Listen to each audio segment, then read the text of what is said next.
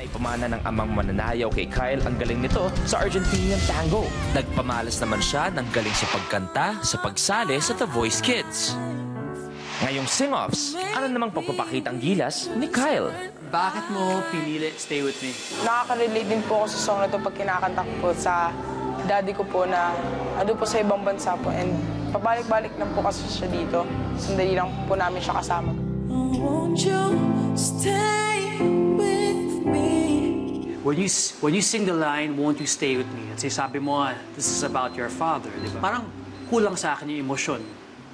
Kailangan mo pagdiinan yun eh, won't you stay with me? Oh, won't you? Di ba? Oh, won't you stay with me?